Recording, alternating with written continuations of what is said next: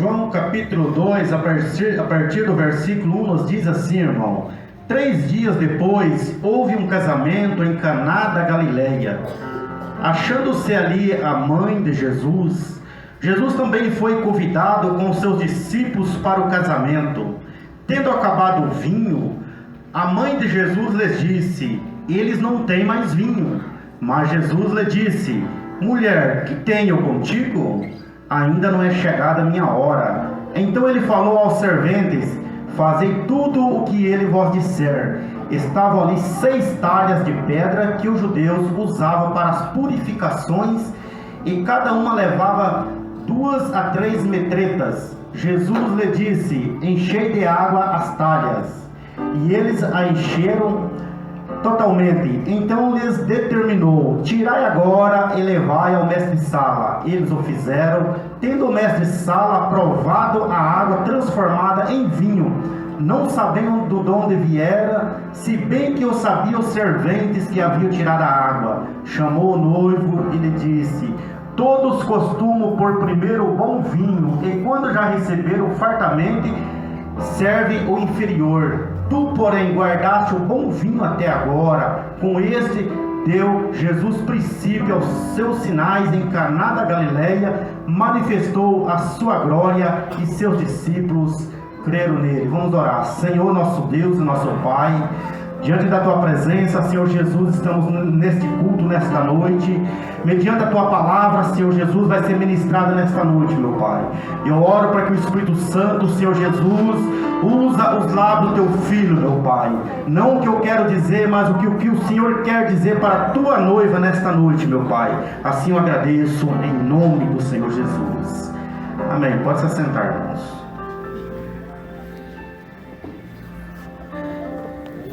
Irmãos, para nós entender essa palavra, irmãos, nós vamos voltar lá em Gênesis, capítulo 2, versículo 18, que diz assim: diz mais o Senhor Deus: não é bom que o homem esteja só, far-lhe-ei uma auxiliadora que lhe seja idônea. Versículo 21. Então o Senhor fez cair um pesado sono sobre o homem, e esse adormeceu, tomou uma das suas costelas e fechou no lugar com carne. E a costela que o Senhor Deus tomara ao homem, transformou-a numa mulher e a trouxe.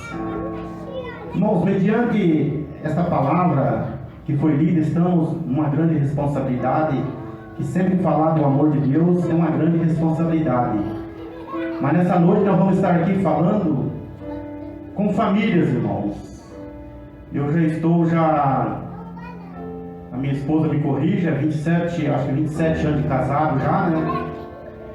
E a gente tem aprendido muito, porque o casamento é isto. Quando você começa a 2, a gente vê que as coisas às vezes não é daquela forma que você esperava que fosse um casamento, né? Porque a gente eu mesmo vim de um lar que eu costumava, a minha mãe fazia tudo, entregava para mim. O meu trabalho era trabalhar na lavoura com meu pai, chegava em casa, a roupa já estava no banheiro, a jantinha terminava, a janta já estava pronta, era tudo na mão. E quando a gente casa, a gente vê que não é bem assim, né? As coisas parecem que mudam. Mas voltando aqui um pouco antes aqui, irmãos, eu anotei algumas coisas aqui, a Bíblia e a família, para nós entender, para nós chegar lá nessa mensagem lá que nós lemos lá em João, nós vamos voltar aqui em alguns pontos. Deus criou a família, conforme nós já lemos aqui. Adão estava sozinho lá, Deus criou Adão. E os animais, ele fez um par ali, para cada animal ali tinha os seus pares. Eu fico imaginando assim, que Deus chegava ali para conversar com Adão e visitar Adão, só estava Adão ali, Deus falando com ele ali, e os animais cada um com o seu parzinho. Aí Deus falou assim: não é bom que o homem esteja só, mas eu vou lhe fazer uma companheira para ele. Mas como que nós vamos fazer essa companheira? Aí eu imagino Deus, Jesus e o Espírito Santo sentando ali e falando assim: como que nós vamos fazer essa companheira? Adão nós gerou, nós fizemos ele do barro. E a mulher, como que nós vamos fazer? Ah, já sabemos. Vamos fazer esse homem ter um profundo sono e vamos fazer uma cirurgia nele, vamos arrancar uma costela dele, e dessa costela nós vamos produzir a mulher. E a Bíblia fala que Adão dormiu ali, aquele sono gostoso ali. E quando ele acordou, estava aquela bênção do lado dele. Eu imagino que ele deu aquele sorriso, ele deu meio um pulo do lado, falou: mas Senhor, Adão, essa será a carne da sua carne e os ossos dos seus ossos, Adão. Essa será a sua companheira a partir de agora. Já começando a mensagem, irmão, eu fico olhando, irmão, como que Deus faz as coisas tão perfeitas, irmãos. Ele pegou o David. Sua esposa aqui hoje, David? Cadê ela? Faz assim com a mão. Aí, ó, o David aqui no Jardim Santa Fé e ela dá uma dele. Lá de Piraquara, quando que o David imaginaria que Deus ia, ele aqui e ela lá, ia unir? Eu, um mineiro que vim para o norte do Paraná, a minha esposa nasceu em Curitiba, e Deus faz essa junção de duas pessoas para conviver juntos. Duas pessoas com hábito diferente, criado em lar diferente, e Deus faz com que os dois sejam felizes, vivem em harmonia e tenham amor pelo outro, e ainda já nós recebemos aquela palavrinha todo dia: eu te amo, meu amor. É gostoso ouvir isso, né? Mas vamos continuar aqui para nós chegar lá naquele ponto lá. Então Deus fez, irmão. Então a primeira família Deus criou, que foi Adão e Eva. Mas com o passar dos dias, essa família, elas vieram a se degradar entre os lares. Já não tinha mais aquele amor, aquela afinidade, aquele projeto que Deus criou. Primeiro, família é projeto de Deus. Mas se nós for ao longo da história ali, depois de alguns anos ali de a criação de Adão ali, nós vamos ver que essas famílias já se corromperam, muitas famílias, com as bebedices, com as brigas. Aí eu pergunto para você, qual casal que já não teve aquele momento de desavença entre os dois? Nós temos. Mas dentro da palavra de Deus, a pessoa que é formado, que é estruturado, que é criado na palavra de Deus, irmãos, nós temos que ter Deus no centro. Descarregou aqui, deixa eu pegar outro aqui. Alô? Nós temos que ter Deus no centro da nossa família. Vai vir dificuldades, vai vir tempestades, vai vir. Mas Deus tem que ser o nosso centro. E aí nós vemos, irmãos, nós vamos caminhar aqui, nós vamos ver que Deus ele se arrependeu de ter feito, de ter construído o homem. A Bíblia fala homem, mas quando fala homem, está falando o homem e a mulher, a família. Aí Deus falou assim: eu preciso de reprojetar essa família. Aí Deus falou: mas como que nós vamos fazer? Acabando com o ser humano, destruindo. Vamos acabar com tudo. Vamos enviar um dilúvio a essa terra. A Bíblia fala que nunca tinha chovido sobre a terra, irmão. E a Bíblia fala que Deus pediu para Noé: Noé, constrói uma arca, assim, assim, assim, e entra nessa arca, você, a sua esposa, os seus filhos, a sua nora. Somente o restante eu vou acabar com tudo. Para você ver, irmão, o projeto de Deus para a família. A família tinha populado a terra, era numerosa a família aqui na terra. Mas Deus, irmão, se ele for para ele poder acabar com o Jardim Santa Fé inteiro para preservar a tua família, ele fará isso para preservar a tua família, irmão. Pode o mundo errar, pode as famílias lá fora errar, pode alguém dentro da igreja errar, mas você não pode cometer os mesmos erros. A tua família, lembre-se, é projeto de Deus. Aleluia. Continuando aqui. Primeiro Deus criou a família. Segundo, Deus preservou a família. entram dentro da arca Noé, esposa e seus filhos e suas noras. Entram dentro da arca. Deus estava na arca, irmão. Sabe o que aconteceu, irmão? Eu e você somos muitos bonzinhos. Se chegar alguém na porta da sua casa, chegar uma família na porta da sua casa, você tem o que comer para nós, você tem isso, você tem aquilo, você pode dar um pouso para nós, de repente nós vamos ter um pouso com uma família que nós não conhecemos. Mas sabe o que Deus fez naquela arca, irmão? Noé, entra aí dentro. Só que a porta não é você que vai fechar. Eu vou fechar a porta da arca, porque você é muito bonzinho. Você vai ter dó dessas famílias. Quando você vê aqueles filhos gritando, chorando, que vão estar se afogando, você vai abrir a porta da arca. E Deus fechou a porta da arca e aquela família foi preservada, irmão. Aí não vamos continuar nessa história aqui, irmão. É só uma pincelada. Aí nós vemos por terceiro que Deus abençoou a família.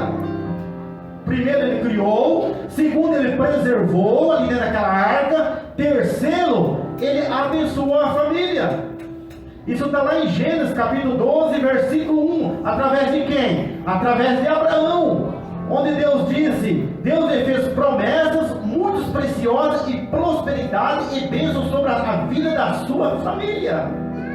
Deus falou que multiplicaria a família da terra e que ele seria o próspero, que seria abençoado. Mas para ele ser abençoado, eles teriam que estar embasados na palavra de Deus.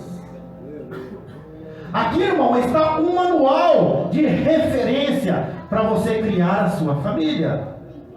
Eu já falei, família, aqui dentro, aqui todos nós somos bênção. Nossa, aquela família ali é uma bênção. A família do Johnny é uma bênção. A família do James aqui é uma bênção. O pastor do Cinei, dos demais, de todos aqui. Mas vai conviver junto com eles há uma semana para você ver quantos problemas que tem essa família. É o marido que deixa a toalha jogada em qualquer lugar, deixa a cueca lá pendurada lá. É o sapato que ele já chega e joga para lá. É tantos problemas, irmãos. Aleluia. Eu quando casei, irmão, sabe qual foi a primeira coisa que a minha esposa fez, irmão? Ela foi na minha gaveta de cueca, irmão, jogou tudo fora e foi lá e comprou nova e colocou no lugar. Mas fez um limpa. Nem vou te contar os porquê, tá? Era solteira. Ela entrou dentro daquela casa minha, mas fez uma faxina.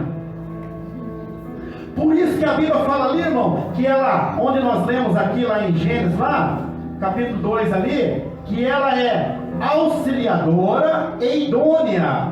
Idônea por quê? É uma pessoa de moral. A esposa, ela tem que ser uma esposa de moral. Por que nós usamos aliança? É um pacto que você fez com o seu marido e com Deus. O outro vai olhar e vai dizer, esta mulher é casada.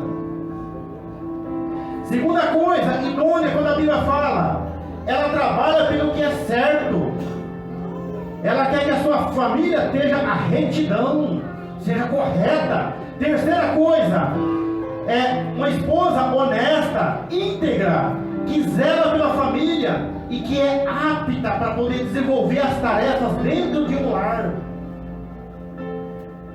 Eu tenho uma parente que o marido mandou ela embora porque ela descabelada todo dia, não limpava a casa, não sabia fazer comida, não sabia cuidar dos filhos, só ficava no celular o dia inteiro. Acabaram se separando.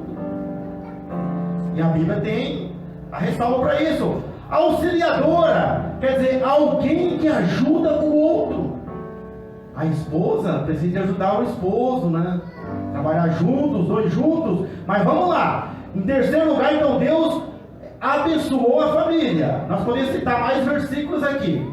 Mas a Bíblia vai dizer, irmão, que Deus ele protegeu a família. Lá na época dos patriarcas, nós vamos ver ali que passou um período que José, ele foi levado para o Egito. Já estou ultrapassando Abraão, Isaac, Jacó. E José foi levado para o Egito, ele virou rei. E durante aquele tempo que ele ficou como rei ali no Egito ali, ele ensinou, treinou as famílias, o povo, dentro da palavra de Deus. Mas a Bíblia vai dizer que depois vieram um outro rei que não conheceu José.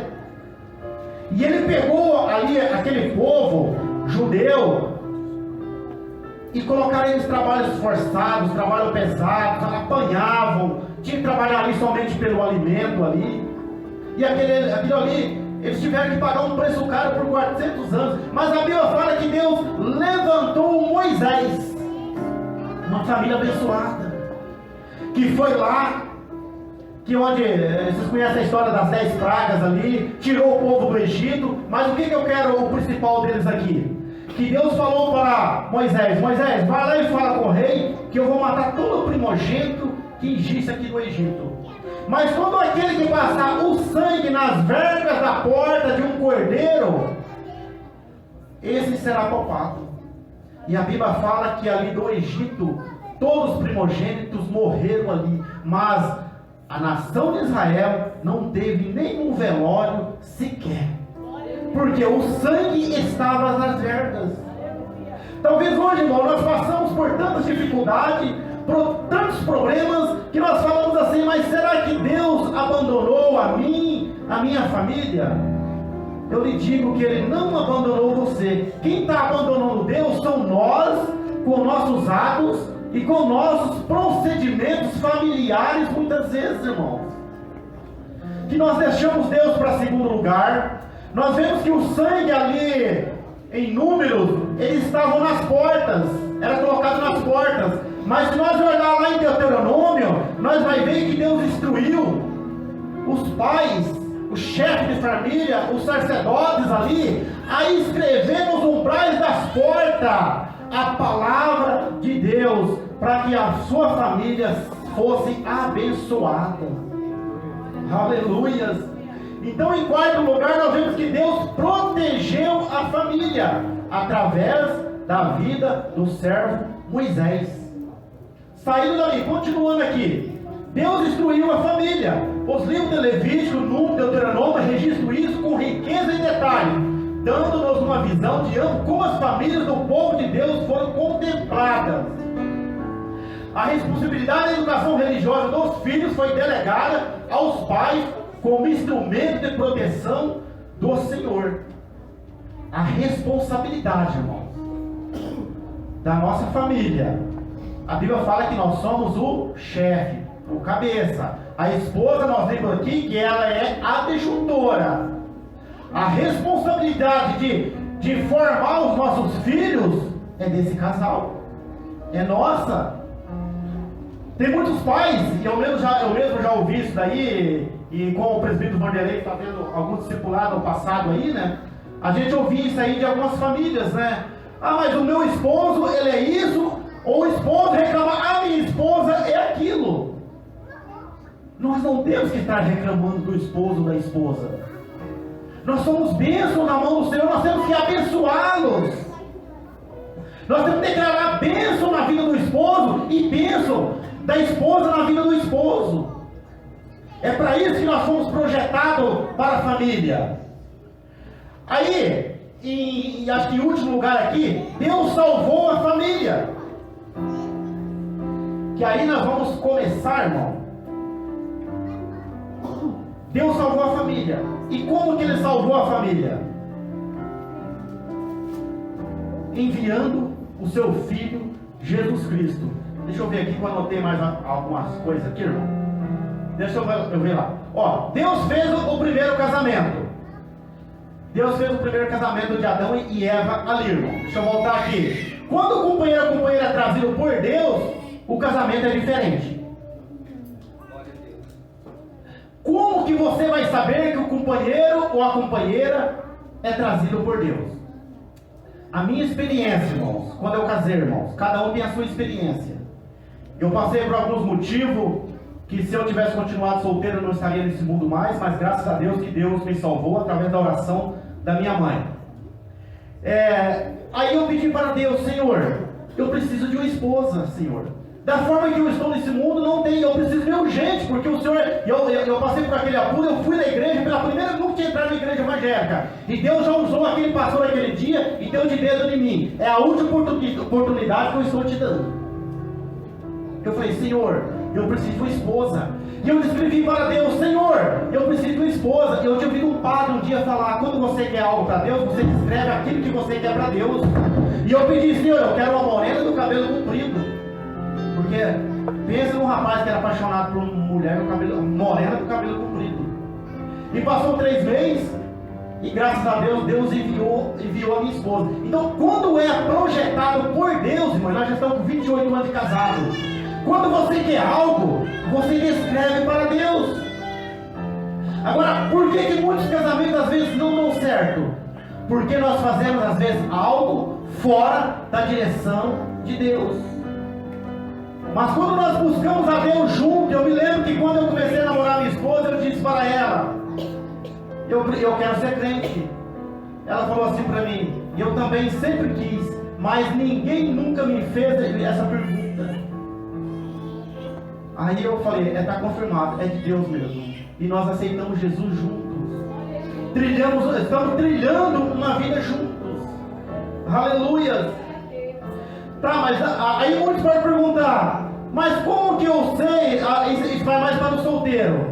Tá, eu quero casar, e como eu sei que é de Deus? Não precipite o teu coração. Ore a Deus e vai buscando, que Deus vai revelar o momento certo. Por que muitas vezes muitos casamentos não dão certo? Porque não buscam a direção de Deus. Aí depois muitas vezes vai querer culpar Deus, mas Deus... Não, Deus não, a culpa é nossa. Porque nós não buscamos a direção de Deus. Então, o casamento exige uma transição. Lá onde nós lemos, lá no livro de Gênesis, lá, a Bíblia fala, deixará pai e mãe. Isso fala de transição, irmão. O que é deixar o pai e mãe? É você assumir uma nova responsabilidade. Eu, por exemplo, quando eu saí do meu lar, eu não sabia fazer nenhum café, só sabia trabalhar na lavoura, mexer com um cavalo em Curro Bravo no norte, pescar e tirar a abelha, até sem a capa e rolar no meio da lama, do barro. O Davi conhece lá, Davi. Era com nós mesmo. Mas mandava eu fazer um café, ver se eu sabia.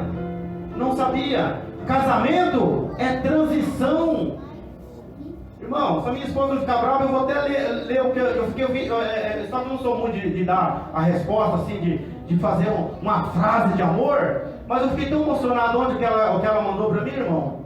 Parabéns pela faxina que você fez na casa hoje. Você é uma bênção na minha vida. Tá aqui, ó.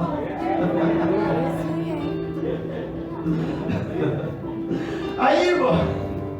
Aí alguém vai perguntar: o que você respondeu para ela? Eu já respondi com 3 palminhas só. Isso é nosso, irmão. Nós reconhecemos, irmão. Nós ficamos, pensa na alegria que eu fiquei, eu cheguei a dar um pulo de casa lá, irmão. Mas sabe o que eu fiz? Isso vale para muitos machistas às vezes, né, irmão? O Johnny deu risada aqui, que ele também faz também.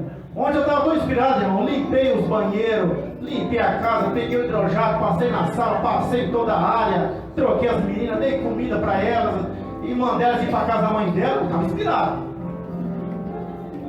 Aí ela: parabéns pela faxina que você fez na casa hoje. Você é uma bênção na minha vida. Ei! Ganhei o dia, ganhei a noite, ganhei a semana, ganhei tudo. Por um gesto, irmão. Você é assim também, Antônio? Ó, o Antônio lá. Aí, parabéns, Antônio. Então é assim, irmão, que nós devemos ser. Mas talvez nós, muitas vezes, irmão, machista, nós não queremos ajudar. Ali nós vemos, né? Ajudadora, auxiliadora, onde nós vemos ali, né? Casamento exige transição, deixar pai e mãe, e assim assumir responsabilidade, irmão. Irmão, quando eu casei, ali, que daí a gente foi botar no papel as dívidas dela, as minhas dívidas daí, e eu tirar do meu dinheiro para pagar a dívida dela. Falei: meu Deus, misericórdia, é isso que é vida de casado? Aí eu estava acostumado a ir na casa do meu pai e da minha mãe, receber o pratinho de comida ali, irmão. E ela falou assim: não, aqui cada um coloca o seu.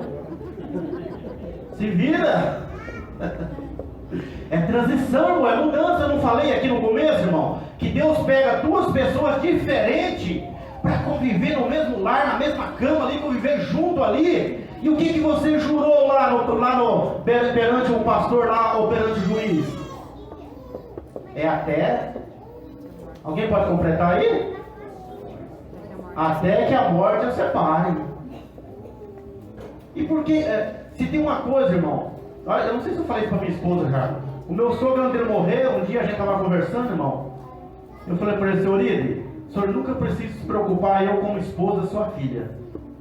Aconteça o que for. E eu vou honrar a minha palavra. Meu pai já está com 52 anos de casado. E eu falei, é até que a morte os separe. E nada de arrumar outro depois também não, se separar. Vamos lá. Deixar os pais resolver seus problemas. Casamento exige maturidade em não viver como solteiros. Outra coisa aqui, irmão. Casamento. E eu me lembro quando eu casei, que eu cheguei um dia lá em casa da Montelite, 5 horas da tarde. Sei que ela vai ficar brava comigo depois. Ela estava com 3 malas prontas lá para ir embora, irmão. Eu falei, meu Deus do céu, misericórdia. Na hora, ela passou um filme na minha cabeça, uma revelação. Eu falei, eu casei para separar. Agora eu chego em casa, se eu quer receber um abraço da esposa, eu recebo ela com 3 malas prontas para ir embora. Aí eu fui fazer uma alta análise, mano, nos meus erros, nas minhas falhas. Casamento exige maturidade. Depois que casa, é você para sua esposa e a esposa para você. Nada de querer levar a vida dupla lá fora.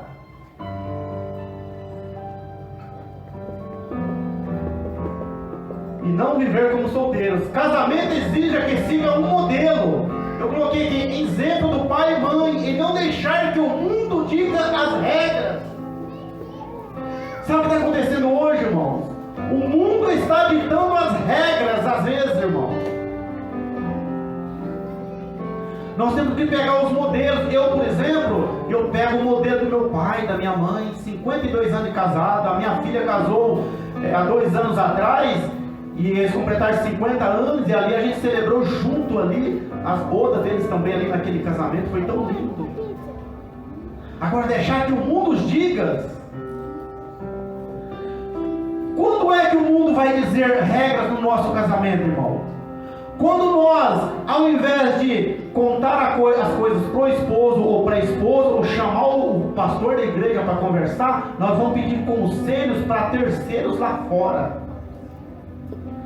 Quando nós pedimos conselho para terceiro lá fora, irmão, pode ter certeza que seu casamento já está mais de 50% fora dos padrões divinos, irmãos. Porque quem dita as regras está aqui, ó. É a palavra de Deus no nosso casamento. Vamos continuar aqui, irmão, senão eu não consigo terminar. Que não tenha julgo desigual. O casamento exige intimidade. Efésios 5:25. Casamento é um aprendizado contínuo.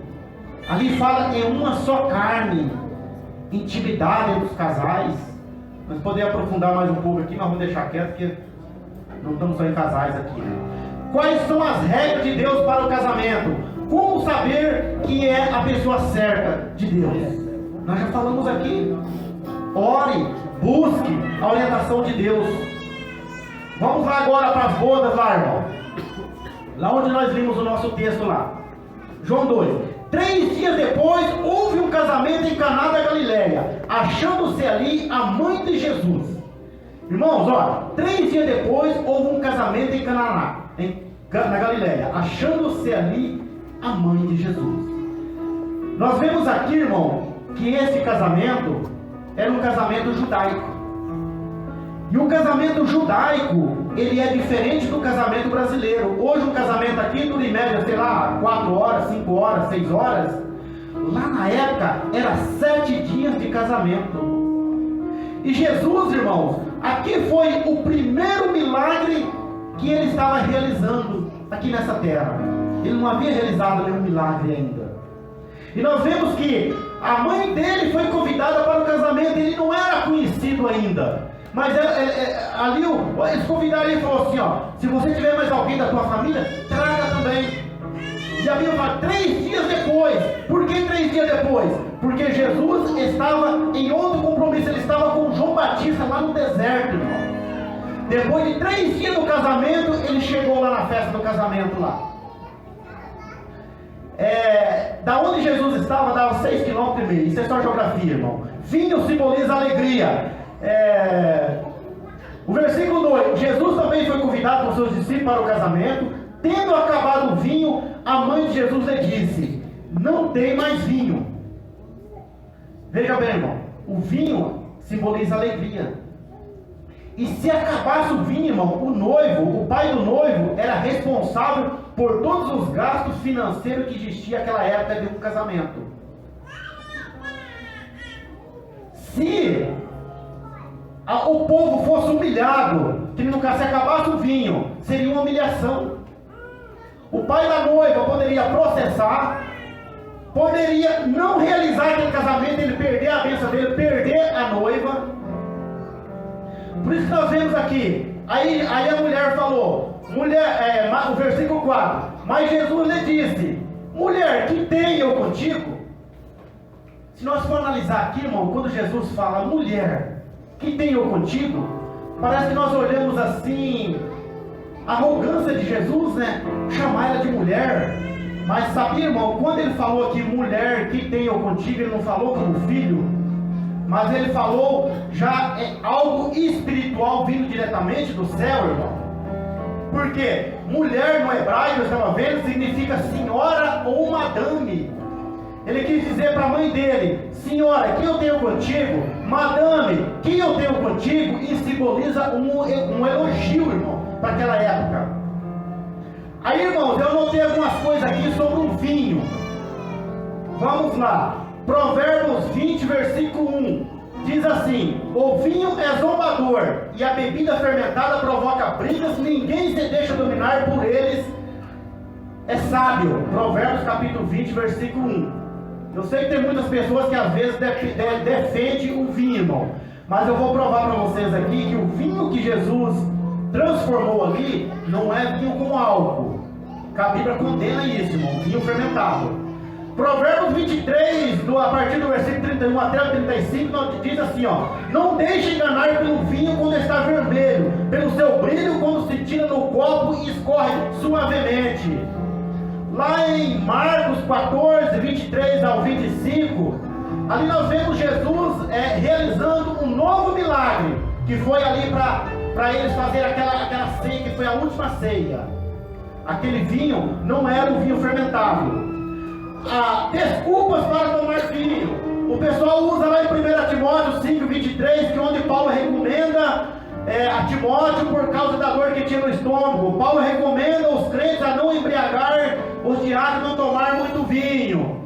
Aí nós vemos lá em Levítico 10, do verso 8 a 10, onde o Senhor Deus deu essa instrução a Arão: não beba vinho, nem qualquer outra bebida forte, e quando tiver que entrar no tabernáculo, se beber, morrerá. Essa regra, seus descendentes, de geração em geração, é mandamento permanente, pois vocês têm a obrigação de marcar bem a diferença do que é santo e o que é profano, entre o sagrado e o que se interessa a este mundo, e entre o que é impuro e o que é limpo, segundo a lei. O que é isso aqui, irmão? Arão, eles eram sacerdotes. Eu anotei tanto versículo aqui, mas eu acabo me perdendo aqui, irmão. Sei que está lá em 1 Pedro, capítulo 2, versículo 9, que onde Deus fala que hoje, irmão, eu sou o sacerdote do meu lar, você é o sacerdote do seu lar. Aquele vinho que naquela época Deus proibiu, que nós vamos ver que Noé, quando saiu da arca ali, ele construiu uma vinha, e ali ele ficou bêbado ali, e o seu filho chegou, ele estava pelado, sem roupa, quis chamar os irmãos dele, aquele filho foi amaldiçoado. Nós vemos outras situações na Bíblia, né, que condena esse tipo de coisa. Foi Noé, foi Ló também, que estava embriagado, teve relações com as suas filhas, aí teve aquelas moabitas, as moabitas e os amonitas. Então, o sacerdote hoje, irmão, simboliza eu e você em nosso lar. Já pensou eu e você, irmão? Já pensou eu e você tomando muito vinho, embriagando-se? A administração do nosso lar, como que seria, irmão? Quantos casamentos que nós vemos aí fora aí, sendo destruídos pela bebedice. Eu convivi aí com meu sogro aí, muitos anos aí, né? E ele bebia, mas graças a Deus, depois Deus libertou ele, e ele até se batizou aqui nessa igreja aqui. Nós vemos quanto é dificultoso para uma esposa que tenha o marido bêbado. Vamos continuar aqui. Mas esse vinho que Jesus transformou, ele não continha álcool. Onde Jesus falou no versículo 4 aqui: ainda não é chegado a minha hora. Nós vemos que Jesus citou isso aqui outras vezes aqui, irmão. João 7,30 também. Ainda não é chegada a minha hora. Mulher, ainda não é chegada a minha hora. Mas quando Jesus fala, irmão, que ainda não é chegada a minha hora, ele não falou que não ia realizar o milagre. Ele estava esperando o momento certo. Foi um dos primeiros milagres dele. Aí o versículo 6 diz assim, ó: estavam ali, versículo 5. Então ele falou aos serventes: fazei tudo o que vós disser. Estavam ali 6 talhas de pedras que os judeus usavam para as purificações, e cada um levava 2 a 3 medretas ali. Aquilo, irmão, que eu e você podemos fazer no nosso lar, Jesus não vai agir por mim e por você. Mas aquilo que nós não está ao nosso alcance, Ele age na nossa vida. Por exemplo, a multiplicação dos pães lá. Ele pegou ali, tinha aquele jovem ali com 2 pães ali, e os peixinhos, 5 pães e 2 peixinhos ali, e ele fez a multiplicação. Mas aqui nós vemos que aqui ele pediu ao servente: tem 6 metretas ali, cada metreta cabia de 80 a 120 litros de água ali. Encha-as de água. Quando eles pegaram aquela água, irmão, e colocaram dentro daqueles recipientes, daqueles vasos lá, aquela água já foi transformada em vinho, irmão. Por quê? O que Jesus pensou? Eu preciso de salvar essa família. Senão vai haver aqui, não vai haver casamento, vai perder a esposa. Eu preciso salvar essa família. Por isso que ele transformou a água em vinho, irmão. Jesus lhe disse: enchei de água as talhas, e eles a encheram totalmente. Então lhes determinou: tirai agora e levar ao mestre-sala. Quem que era esse mestre-sala? Esse mestre-sala era alguém que provava antes de distribuir aos demais. E a Bíblia vai dizer aqui, irmão, que ele provou, e ele falou assim: mas vocês deixam o melhor vinho para poder trazer depois? Serve o melhor vinho por primeiro? Já estava no 4º, 5º dia de festa já, irmão. E é assim que Jesus faz com a minha família e com a sua família, irmão. Jesus, ele quer o melhor para nós, irmãos. Se nós olharmos aqui, né, quantos filhos lindos, esposa linda, esposos lindos que nós temos, irmão, que são bênçãos, como eu li para vocês aqui, que a minha esposa declarou ontem: você é uma bênção na minha vida, irmão. Isso é lindo de nós ouvir, irmão. Mas nós, pela nossa dureza de coração, irmão, para nós falar uma palavra de elogio para nossa esposa, irmão, é difícil sair dos nossos lábios, irmão. Eu falo por mim. É difícil, por mais que ela faça aquela comida gostosa, ela limpa aquela casa, custava a gente dizer uma palavra de elogio para ela. Mas nós somos duros de coração, irmão. Nós não reconhecemos, muitas vezes, irmão. Não vou nem perguntar aqui quantos aqui que compraram uma flor, por exemplo, compra uma flor lá durante a semana lá e traz para a esposa. O Gilmar, eu acho que ele traz, pelo jeito ele traz. Ó, deu uma risada lá. Mas é difícil às vezes de nós reconhecermos, mas nós precisamos, porque Jesus, ele é o centro de nossa família, irmão. Nós sem a família, nós sem Jesus, irmão, nós não somos ninguém, irmão. Nós não somos família. Aleluia. Quantas famílias que estão destruídas aí fora, aí, irmão? Foi ontem mesmo, antes de ontem eu falava com meu pai, a gente conversava sobre algumas crimes que têm acontecido contra as esposas, irmão. Quantos maridos que têm matado as esposas por ciúmes? Foi ontem eu estava assistindo a Rede Massa. O marido matou a esposa porque ele chegou em casa, ela fez a comida e estava sem sal. Foi no programa da Rede Massa de ontem, passou aqui em Curitiba. Já pensou, irmão? Bateu na esposa e depois espancou ela até a morte, por causa da comida estava sem sal. Ficou bravo, trabalhei o dia inteiro, cheguei em casa, não tem nenhuma comida para comer o suficiente. Não, nós temos que reconhecer, irmãos, que nós somos falhos também, irmãos. Nós somos seres humanos. Nós somos um casal que Deus pegou um de um lugar, eu, por exemplo, um que vim de Minas Gerais, nasci aqui no Paraná, aqui, a minha esposa nasceu aqui, são duas pessoas diferentes. Mas a Bíblia fala que um completa o outro. Aí eu lembrei de uma coisa aqui, irmão, que eu ouvi um pastor alguns tempos atrás falar assim, ó, quem que nós devemos amar mais? Nossos filhos ou nossa esposa? É uma pergunta difícil às vezes, né, de nós pararmos de pensar. Quem eu tenho que amar mais, nossos filhos ou nossa esposa? Ah, lembra de uma coisa, a partir daquele dia que você falou sim para essa mulher que está aí do seu lado, para esse homem que está aí do seu lado, é até que a morte o separe. Filho, essa bênção está aqui com 3 anos. Eu já estou preocupado, irmão, que daqui 15, 16 anos, alguém vai sentar na mesa de casa como o Barbudo sentou há 4 anos atrás lá na mesa de casa lá. Ele estava mais corajoso que eu. Ele sentou na mesa de casa e falou assim, eu quero namorar. Mas ele engoliu o cuspo assim, foi firme, olhou nos meus olhos. Senta aí, meu senhor. Quero conversar com o senhor. Eu quero namorar sua filha. Mas bem firme assim, na hora, eu tinha tanta coisa preparada para falar com ele, que na hora, eu falei, nossa, o rapaz é corajoso. Ao contrário de mim, quando eu fui conhecer a minha esposa, cheguei lá, o meu sogro estava com uma churrasqueira cheia, pastor, preparada, filé mignon, costela, asinha de frango, linguiça, de tudo lá. E eu gostava de tomar uma cervejinha também naquela época. Aí o outro já chega assim na mesa, quer namorar sua filha. Aí eu olho para essa bênção. Filho, irmãos, a Bíblia fala lá no Salmo 127, que eles são galardões. O que é galardão? Deus entregou na sua mão. Você vai criar. Amanhã você vai ter que chegar na presença do Senhor lá no céu. Aqui está o galardão que o Senhor me entregou para mim, criar. Eu devolvo para o Senhor. Ele vai ficar por um período de vida. Agora essa que está aí do seu lado, irmãos, quando vocês dois começaram,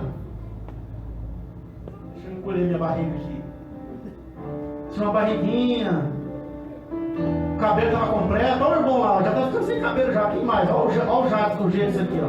Olha o Gilmar. Quando começaram a namorar não era assim. Olha a barriga do Reinaldo. Não era assim. Olha o Osmar lá, a barriga.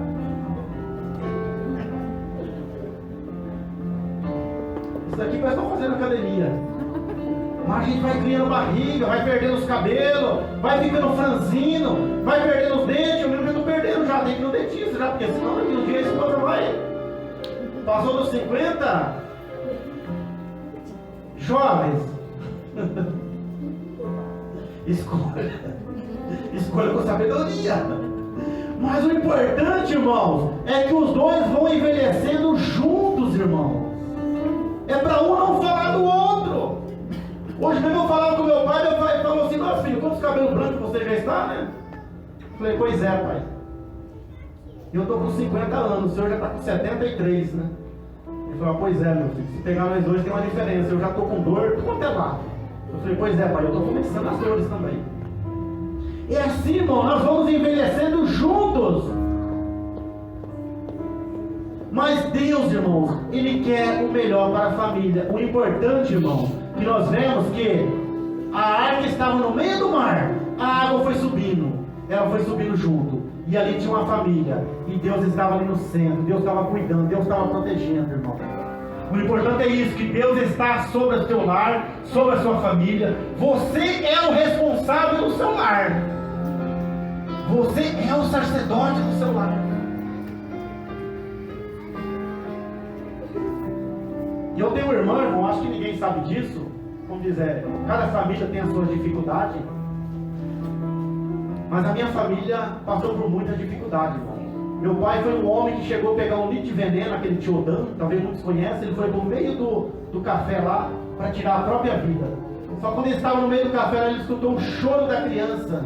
Sabe que essa criança, irmão? Essa irmã veio morar comigo. Aí um dia ela arrumou com dor na barriga. Aí eu chamei, só que a dor de barriga era muito forte. Aí eu chamei um companheiro que tinha um carro na época, esse 94, 95.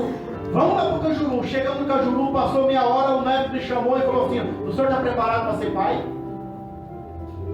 Eu falei: pai? Ela é minha irmã. Eu falei: mas do que o senhor está falando? Ela acabou de ganhar uma criança e ela botou dentro do vaso e deu descarga e tentou matar a criança. Nós vamos ter que chamar a polícia. Eu falei: primeiro, eu não sou pai. Segundo, o senhor me deu uma informação aí que eu não estou preparado para isso. Aí, enfim, resumindo a história, trouxe ela para casa e no outro dia vai eu e meu tio lá pro Norte Paraná com a criança no colo e a minha irmã. Deixa eu levar lá e entregar. Pais, infelizmente é para essas horas, né, irmão? Aí sobra para os pais aí. Cheguei lá, levei meu pai. Meu pai é aquele mineirão sistemado e eu não admito isso. Pegou ele de veneno para se matar. Só que lá, quando ele estava no meio do café, lá o Davi conhece o lugar lá, naquelas datas dele mesmo lá, ele escutou o choro da criança. Hoje está lá um rapazão de 26 anos, 27 anos, um rapazão formoso, ela mora na Bolívia, tá bem. Mas depois disso ela não se exemplou, voltou aqui para a cidade, 3 anos prostituta, irmão. Subiu, não deu informação para a família de ninguém. É um pouquinho da história da minha família. 3 anos na prostituição, irmão.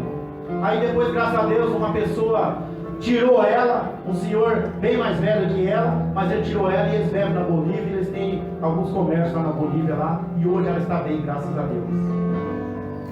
Mas o que foi isso daí? Através da oração da minha mãe, irmão. Um dia Satanás tentou acabar com a minha vida. Isso foi revelado na igreja, que aquela semana ele quis acabar, mas por causa da oração da minha mãe, Deus impediu que aquilo acontecesse e eu estou aqui hoje, irmão. Então você que está aqui nessa noite, irmão, a sua família é projeto de Deus. Se seu esposo não é crente, não desiste de orar por ele. A minha esposa não é crente, não desista de orar por ela. Meu filho está no caminho das drogas, não desista de orar por ele, porque Deus vai proteger a vida dele através da sua vida, irmão. Se tem uma coisa que Deus valoriza muito é a intercessão, irmão. Por aqueles que não estão aqui, mas que estão lá fora, mas através da sua vida, Deus vai protegê-lo, a vida deles lá fora, irmão. Aleluia. Então nós vemos aqui no versículo 7, Jesus diz: enchei de água as talhas. Foram 6 talhas, irmão. Cada talha dava em torno de 80 a 120 litros de água, irmão. Como que eram essas talhas? Elas eram uma pedra grande. Imagina a dificuldade que eles tiveram para poder quebrar essa pedra e fazer tipo um copo ali dentro para caber 120 litros de água, irmão. Você está pensando que é fácil ser um chefe de família, ser uma chefa de família? Não é não. Mas Deus valoriza. Por quê? É com dificuldade mesmo. A Bíblia fala que é chorando, né? Mas você vai colher os seus molhos pela manhã. Você vai colher a sua alegria pela manhã. Já pensou, irmão, a hora que nós chegarmos lá no céu, irmão, apresentarmos a nossa família, você vai olhar lá, vai estar lá, a tua família vai estar o João, o Pedro, a Sebastiana, a Maria, todos aqueles que você intercedeu, irmão. Imagina a alegria que vai ser, porque a Bíblia fala que Deus vai recobrar a nossa consciência, para nós ter uma noção, para nós conhecermos, para nós olhar agora. Se nós não fizermos a nossa parte, a Bíblia fala que Deus vai requerer o sangue desse inocente das nossas mãos também, irmão. Aleluia. Da nossa família. E eles encheram totalmente. Aqui, irmão, ó, eles encheram totalmente. Foi, ó, cheio, cheio. O que fala isso aqui? Aqui está falando de oração, intercessão pela família, jejuar pela família. Nós tivemos aqui a consagração das irmãs, agora foi sábado, né? Eu tenho certeza que elas oraram por todos que aqui estão. E quantos de nós que estavam aqui orando pela igreja? Intercessão, irmão. Interceder pela família, porque nós somos projetos de Deus. Já imaginou que lindas pérolas que Deus entregou nas nossas mãos para nós criarmos, para nós formar essas pessoas, preparar elas para o mundo, irmão? Porque nós não criamos filhos para nós. A esposa que está aí com você, essa é sua. Essa é a nossa amada. Tendo nessa sala provada a água, transformada em vinho, não sabendo de onde viera, se bem que eu sabia o servente que havia tirado a água. Chamou o noivo e lhe disse: todos costumam pôr primeiro o vinho, e quando já beberam fartamente, serve o inferior. Tu, porém, guardaste o bom vinho até agora. Jesus estava em uma festa de casamento. E aqui, irmão, eu estava vendo essa história aqui, irmão, essa passagem aqui. O pai de Jesus já havia morrido, irmão, já estava morto. E Jesus, ele era o chefe da casa, porque ele era o mais velho, o filho mais velho. Ele que era o responsável pelo lar, pela família. Então aquela mãe, irmão, aqui nós temos que valorizar muito esta mulher, irmão. Porque os demais que estavam ali não sabiam que isso poderia acontecer. Mas ela sabia que Jesus era o Salvador do mundo. É aquele que veio para salvar aquilo que havia perdido, para restaurar famílias. Por isso que nós não podemos, irmão, desistir do nosso casamento, irmão. Como eu falei, cheguei um dia lá, minha esposa estava com as malas prontas lá para ir embora. Eu falei: o que está acontecendo? Aí ela fez um relatório da minha vida, daí eu falei: amém, é isso mesmo. Aí eu dobrei o meu joelho e falei: me perdoa mas eu vou, a partir de hoje, eu serei um homem diferente. Eu vou mudar a situação. Já chegou o momento que eu tenho vontade de juntar as malas dela e mandar ela embora? Ou ela também juntar minhas malas e mandar eu embora? Já teve. Isso dentro do casal, não teve, não? Só você? Aí, ó, vixe. Qual de nós, irmão? Mas aí nós olhamos para Cristo, irmão. Até que a morte os separe. Aí você lembra que essa bênção que está do seu lado, o esposo ou a esposa, é projeto de Deus. Você lembra que você está formando uma família. Aleluia.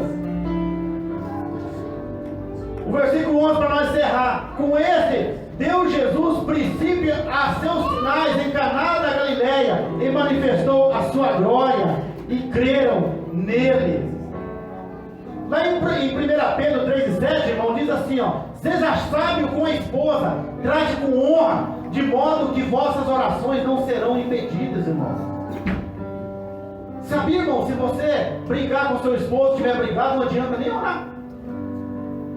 Não adianta. Não vai responder. Deus não vai responder. Deus vai olhar do céu e vai dizer: misericórdia. Está brigando com a esposa e está lhe pedindo algo ainda? Não, Deus não vai responder. Salmo 112, versículo 1 a 13, diz que Deus tem que ser o centro da sua família. Jesus, irmão, ele tem que ser o centro da nossa família. Aleluias.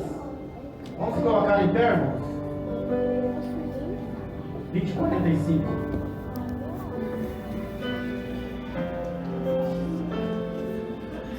Mediante essa palavra, irmãos, que nós trouxemos aqui, irmãos,